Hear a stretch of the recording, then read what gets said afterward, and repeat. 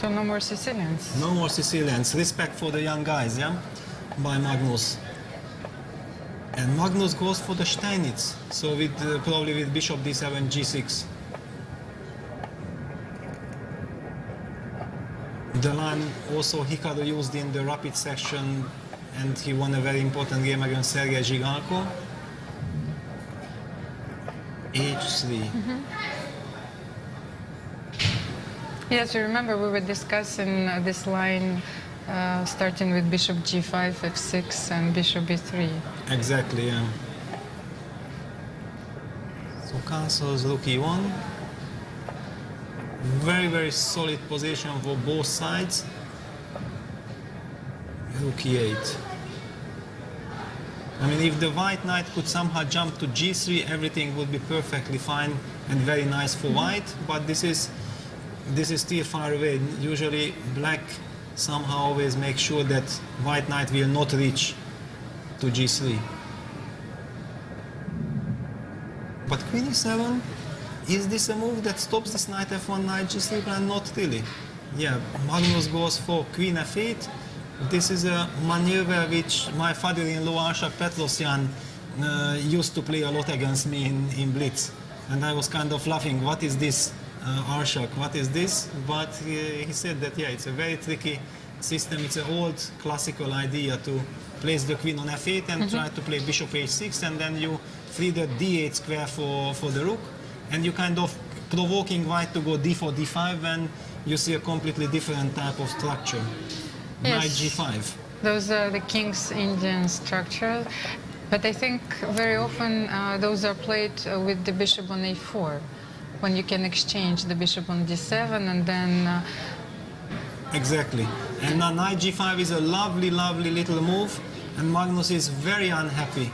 He's very unhappy because his bishop h6 plan simply backfired. White wants to go on f2, f4 maybe. It's very, very risky, and also Magnus doesn't really have much of an experience in this type of position. I don't know, I can't really recall any game by him. And Magnus in trouble. How did you play in your Blitz games against Arshak? Well, it was not exactly from this move order, but I mean basically it was more like when I play with d3 and then later I anyway push d4, so we got the same position more or less. But this is a more dangerous setup then. Yeah, definitely, and Magnus is very, very unhappy. Knight d8, he has to bring his knight to e6 to exchange this knight from g5, bishop b3, exactly, putting pressure on the diagonal. Magnus very, very unhappy. So question, can he go knight e6?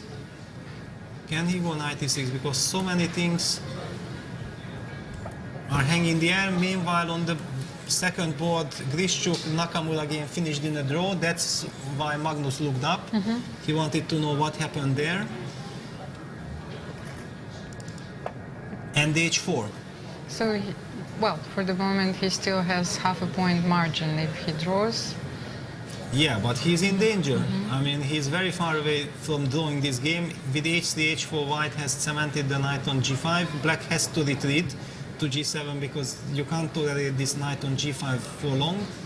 Magnus has to be ready to drive it away sooner or later, but his position is looking very, very dangerous. And Firuza goes for h5. Yes, he goes for h5. Yes, and please don't forget that Alireza Firuza won the silver medal in the rapid event already. Yeah, it's a stunning performance. Now bishop h6 back. Magnus is very, very smart, immediately targeting the knight on g5. So, but if you go queen d2, yeah, you cannot go knight g4, or, yeah, queen c1, knight g4, and now all this knight takes e6, bishop takes e3, bang, bang, bang. Where does it lead? I mean, very, very tough for the players to understand. 110, so finally Magnus has speeded up and managed to get some kind of a comfortable time advantage. This is very, very important psychologically. And I feel like Magnus has a little bit calmed down. He was very unhappy 3-4 moves ago. And we see this line, knight takes e6.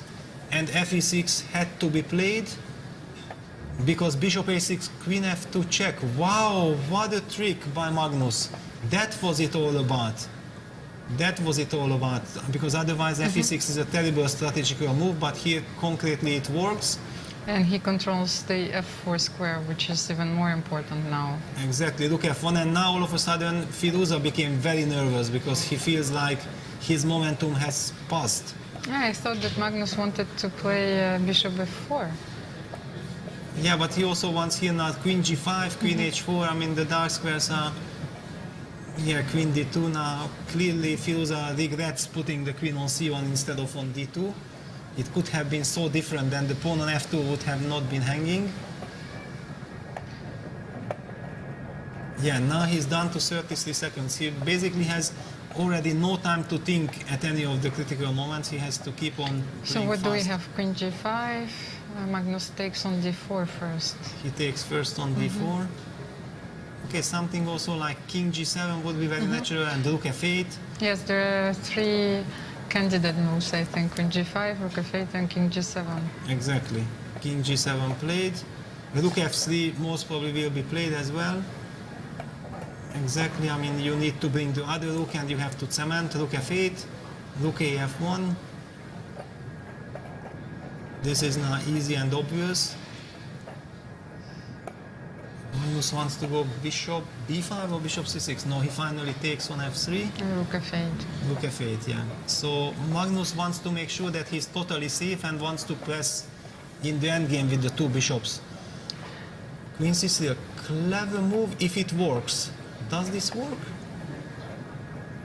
It's a provocation which will cost Magnus quite some time, because you feel like maybe you can take on f3 and then queen g5 or something, but white is in time to protect with king f2. Maybe you have time to play bishop c8, c6. Yeah, finally just a small little move c6. You had to protect the pawn. But so little time for both players. Yes. Knight f1, protecting the e3 pawn. Have to have a look at the ladies' result. So Anna Muzyczuk won against Anastasia Bodnaruk. Wow, so Anna is on fire, yeah? Putting the pressure on Katya.